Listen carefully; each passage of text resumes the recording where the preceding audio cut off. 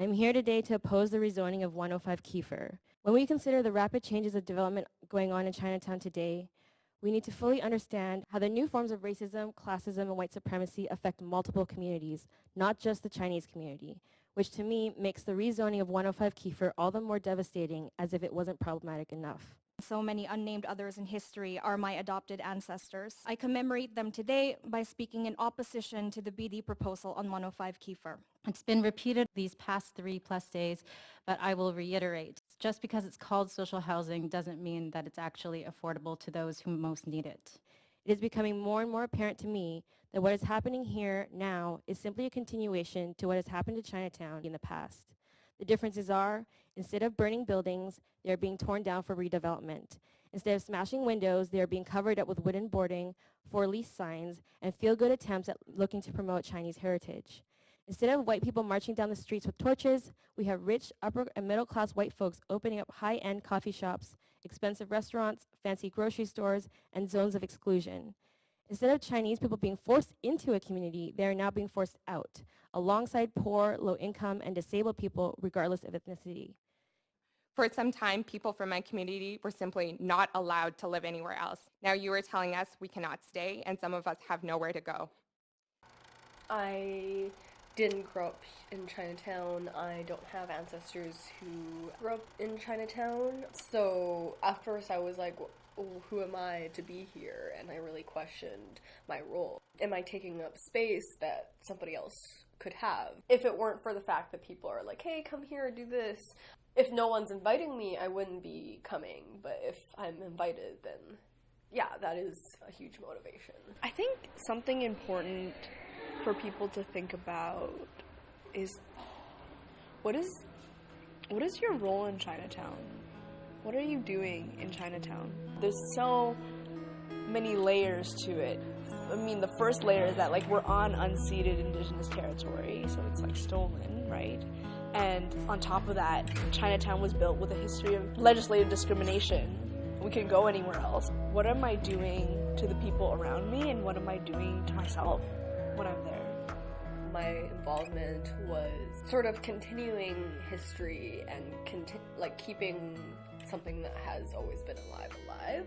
When I saw it more like that, as opposed to having like an essentialist idea of what community is, I felt more able to participate because I saw that as my role. It is a very privileged position to be when you enter a low-income space, but you're not from it, and with a space that has like a long history with racism and colonialism. There's always like baggage and power dynamics involved. The Asian diaspora is such a large umbrella kind of term. I think about a lot of the voices that have been forgotten and a lot of the voices that are underrepresented even within our own communities. There are a lot of overlaps I found, and some of these things often occur in talking about how lateral violence has disenfranchised all of us. As a Vietnamese person, I think a lot of people tend to feel a little bit confused as to why I do my work in Chinatown. People like my parents, when they first came to Vancouver, Chinatown was a really important place for them to be able to find a sense of community or a sense of closeness to what they had to leave behind. My history coming into Vancouver's Chinatown, but also more broadly my parents' story of being in Vancouver, it doesn't quite neatly fit into these stories. Chinatown has always been really important to my family and also the Vietnamese community in Vancouver as well. But we have to understand that this history has full of nuances. And I just want to expand a little bit more on your question about what a just Chinatown looks like. Is that we begin to embrace the many voices that are here, that have been present, and also the voices that we have ignored. To bring that out and to hold space for these conversations is what I want to see more of in Chinatown. Something that I go back to lots is intergenerational knowledge sharing and how difficult it is sometimes to access events that occurred before, for example, 105 Kiefer, to build to what we are at now.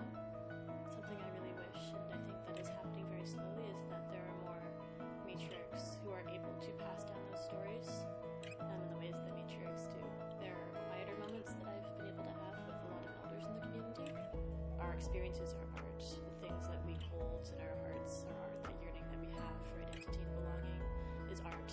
I've actually been lucky enough to facilitate a couple of art workshops and working with people in the downtown east side, as well as trauma and children especially. So, and I see, even for myself, that art is incredibly healing in so many different ways. And in terms of social and emotional relationships, I mean, we're just human. It's so incredibly vital to have those in our lives and to have them be reciprocated by others. And when it comes to the downtown east side in Chinatown, there's so much stigma and gentrification and other things happening that they're not fully receiving this, especially from a public platform. I think the best way to challenge yourself and learn is to always question what you're creating, right? Especially with the downtown east side and the opioid crisis that's currently occurring. Harm reduction is so vital and so important, right? There's so much stigma with how harm reduction works. These processes are actually really helping people and saving lives, and because they're not being implemented or they're being deterred, lives are being lost. Especially in Chinatown, there's this idea of safety. I think there's tours now of where kids will go in and be don't end up here, blah, blah, blah. This is awful. There's so much stigma attached to this, right? And it's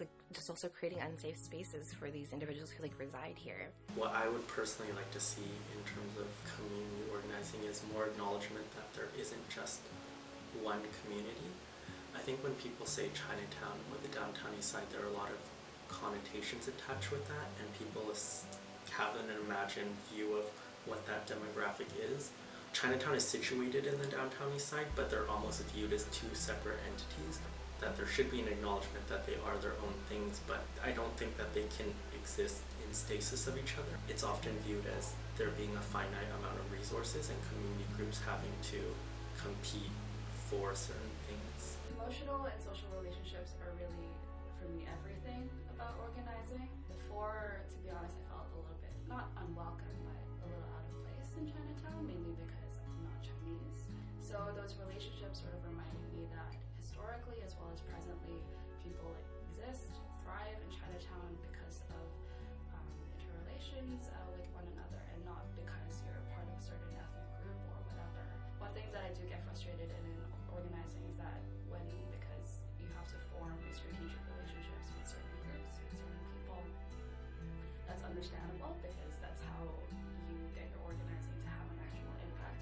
However, because relationships can just focus around those strategic motivations, it ends up just becoming that kind of thing and not going back to the whole point of the community initiative or whatever it is. But also it's important to have that sort of division between professional and personal relationships. It's about being genuine, particularly in community work, because you're working with people and working with things that are very sensitive to people. So it's important to actually be genuine because it will show through your work as well as the outcomes, whatever you end up doing for the community.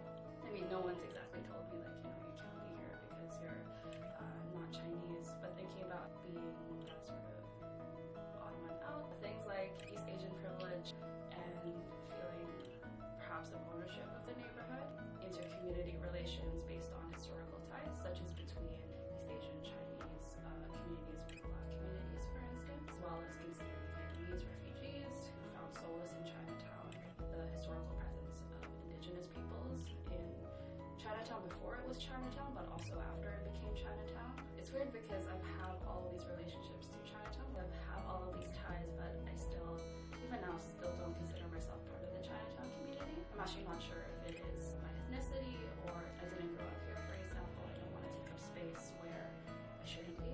My friend told me the other day, yeah, it sounds like you're part of the Chinatown community. It sounds like you have a form of imposter syndrome. Those things that I mentioned, it impacts the way I view the emotional and community relationships formed in this space because it feels like you have to be a certain person to have those relationships or have those relationships in a particular way. Also with the hesitation I pointed out to you in participating in this. I've been sort of watching from the sidelines and I've only very recently become involved in Chinatown. So I sort of felt like I'm not supposed to be who you're talking to.